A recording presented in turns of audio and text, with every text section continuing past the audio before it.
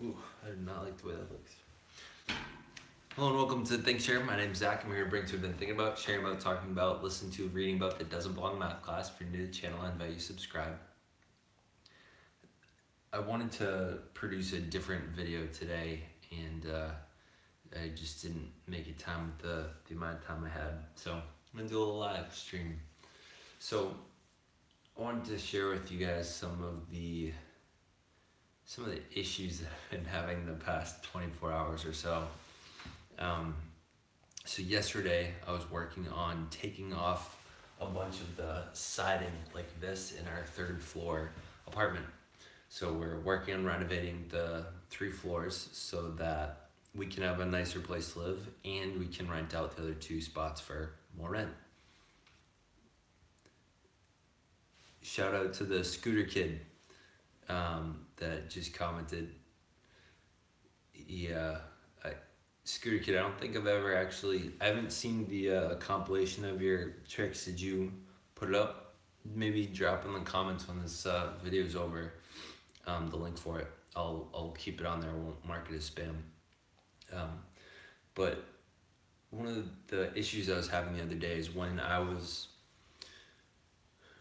working on just taking off like the frames on stuff, which seems stupid because it wasn't that hard to do, is I kept having these nervous moments like, uh-oh, if I break this or if I take this down, like, I'm afraid I won't know what to do afterwards.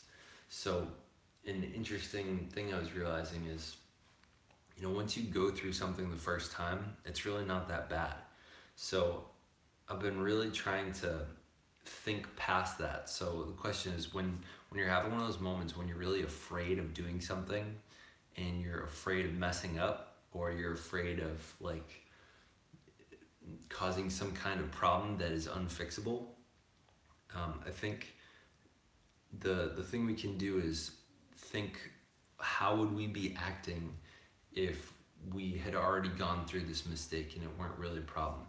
So one of the things I started to do while I was taking down a bunch of the parts in the apartment was I started listening to BiggerPockets. So BiggerPockets is a real estate podcast and YouTube channel that talks about real estate investing without all the hype, they say. And one of the useful things about them is they're always talking with new people. And the advantage of it is you get to hear about all the mistakes other people have made. So if you think about how this applies to my viewers out there, whatever it is that you are afraid of failing at, if you can trust the wisdom of people that have gone through what you are going through and are where you want to be, if you can trust them, then you can take on their advice and try to power through whatever it is that you're afraid of. So for example, one of the things I really look forward to seeing at Scooter Kid, one of the things that I keep finding myself stopped is I'm really afraid of losing money on this house. So we already own the house. I'm really afraid of getting in too far in debt, like over our head, and like one of us losing our jobs and not being able to pay for stuff, and like having all this work that we've started and can't finish. And so that's why I did the Tim Ferriss fear setting exercise, which was really, really helpful.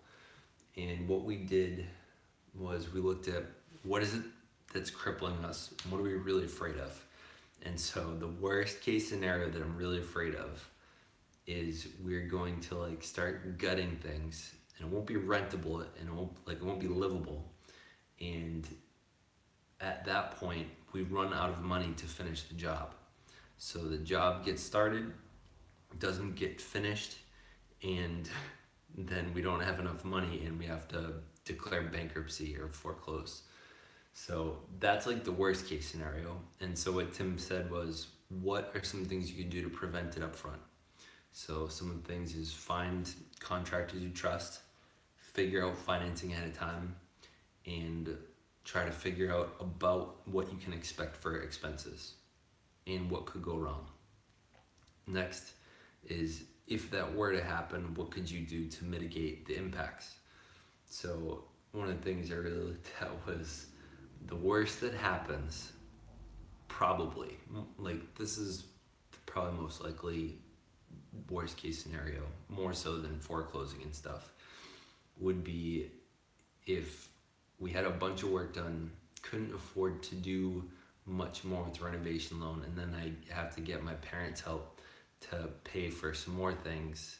So we now have a much larger monthly cost of all the loans that it costs to do the thing, and turns out we can't even live there because of the costs are so much. So maybe we're paying $1,000 a month for the renovation loan, and we're paying $3,000 a month for the mortgage, and so we have to not only rent it out the top two apartments, but we have to rent out the bottom one, and we don't even get to live here.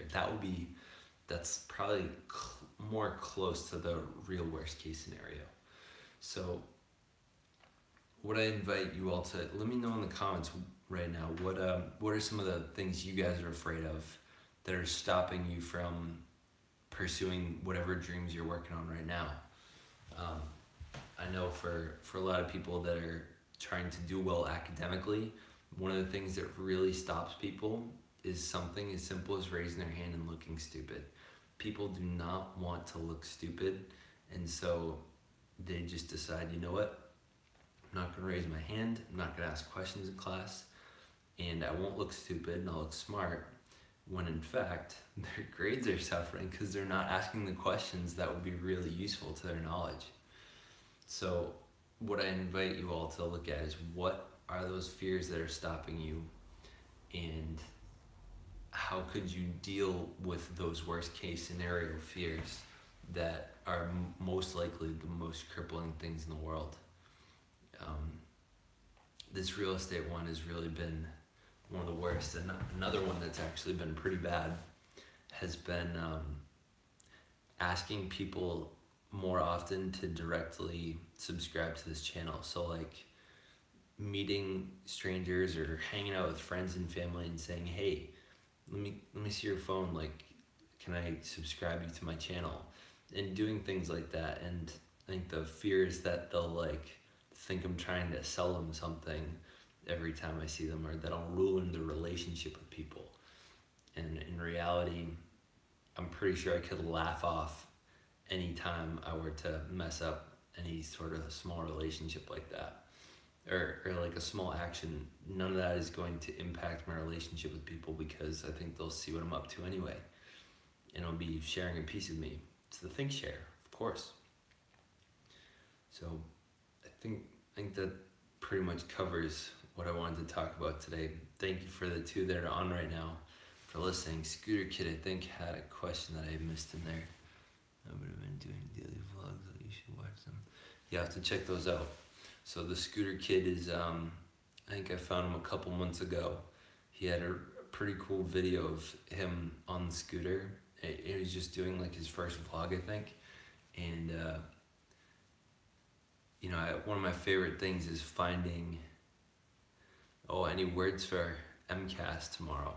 Well, this is what I would say about MCAS, is that my own personal experience, so I grew up in Massachusetts, took it in Foxborough.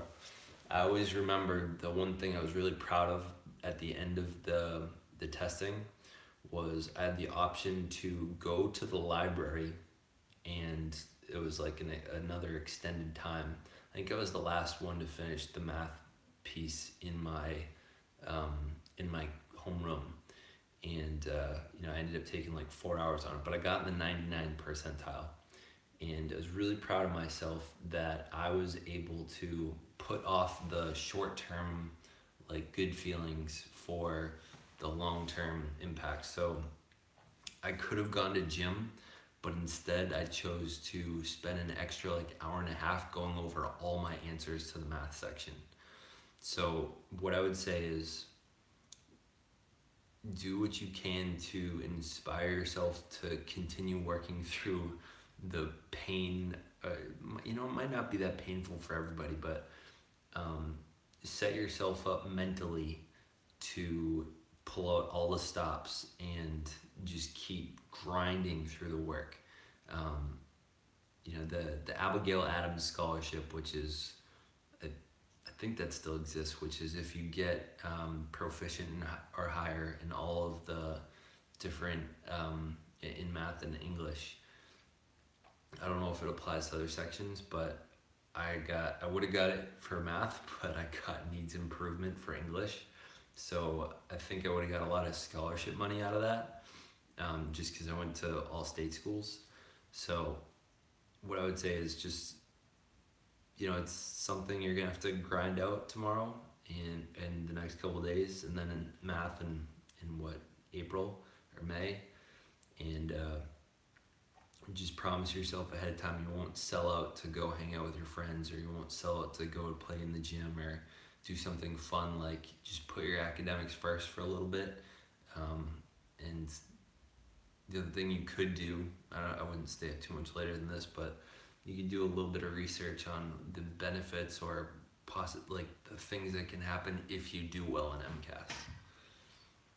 I hope that answers your question, Courtney.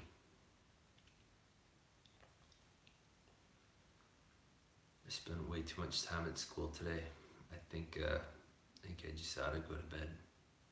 But I'll give it another 30 seconds or so if you guys have any other questions. Going back to, alright, night AJ. Good luck on MCAS tomorrow. Alright, yeah, I'm gonna sign off.